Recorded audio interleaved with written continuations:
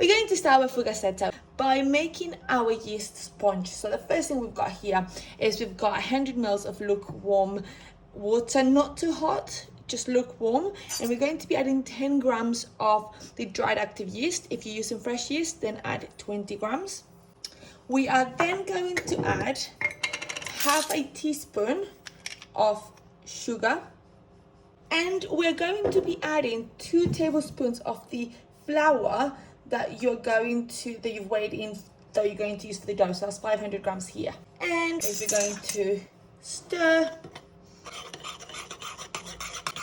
and we're going to cover and let this form a lovely yeast sponge. So cover for about 5 to 10 minutes. So I've got here 500 grams of plain flour, and I am going to put 10 grams of table salt around the flour. I've made a well in the middle where I'm going to be adding my yeast, and I'm going to start mixing. And I am then going to be adding 1 tablespoon of oil. This is optional.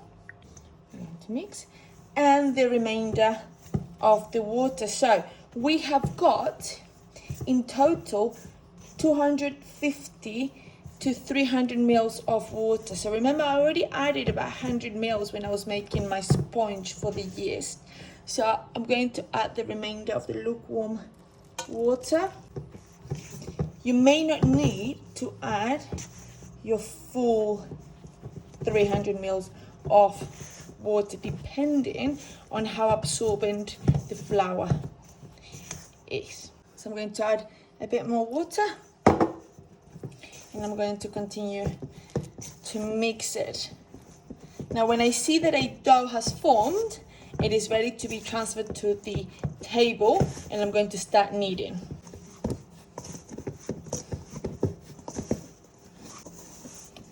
So transfer everything to the clean surface and knead for a good 10 minutes.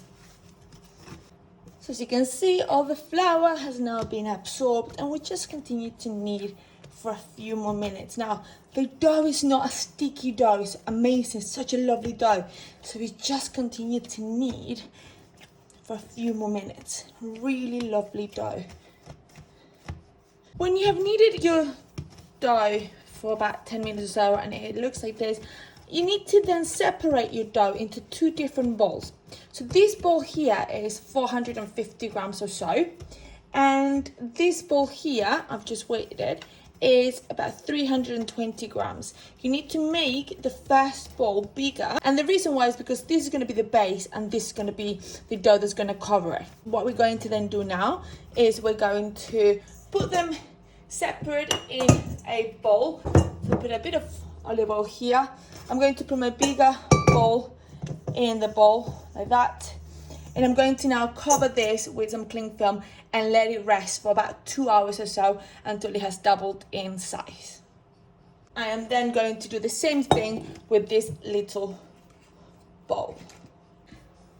Now that your dough looks like this and it has grown beautifully, it is ready for us to start making the pizza. So I'm going to be putting my amazing dough very gently on the surface here, and I'm going to just degas it slightly like this, and I am going to put it so that it is on my oiled tray like that, and I'm going to make sure that I roll it with my hands all the way to the end as much as possible. So let's put the toppings. Now this pizza does take a lot of cheese. So I've got here 250 grams of mozzarella cut in small cubes, and I've got 200 grams of brie. So this brie is the closest we can get to the Argentinian cheese that we would use on this pizza. So put all of your cubes, all of the cheese.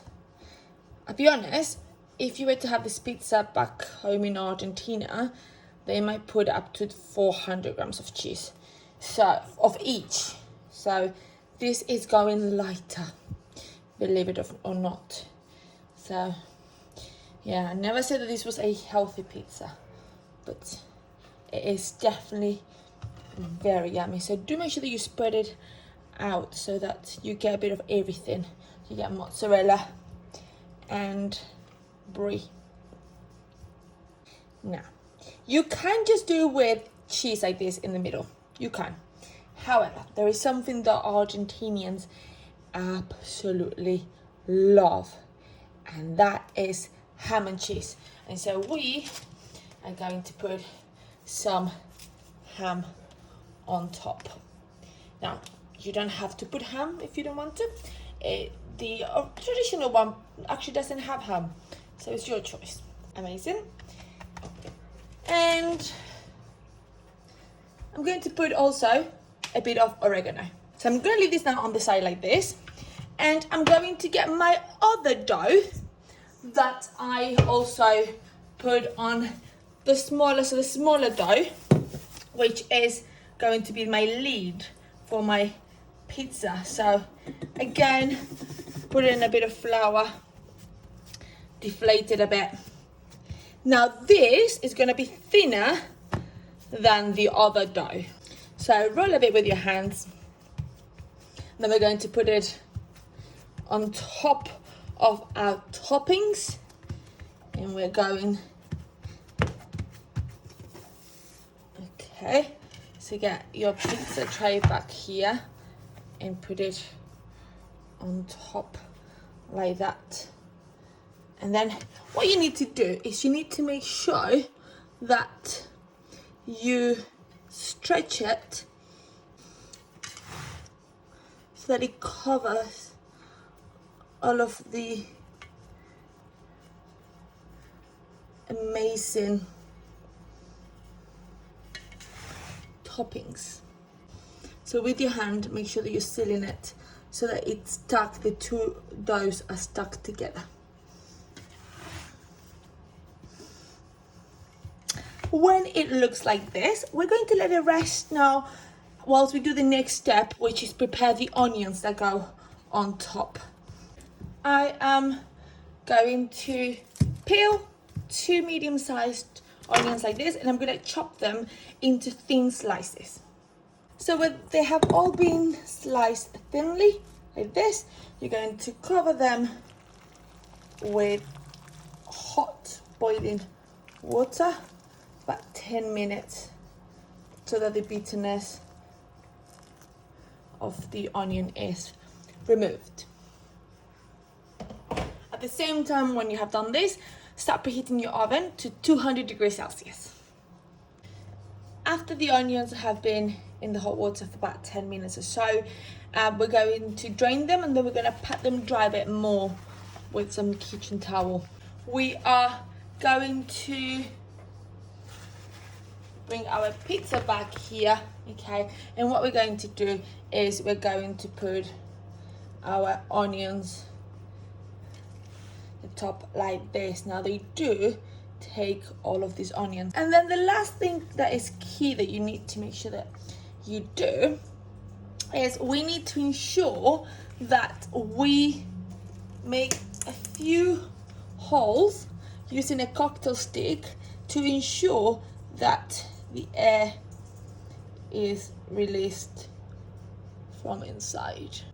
Now this is going to cook for about, depends your oven, but at 200 degrees Celsius, 25 to 30 minutes. When you're halfway through and you think there's about 10 minutes left, take the pizza out of the oven and then add the mozzarella on top. Amazing. So ready for the oven. Let's go.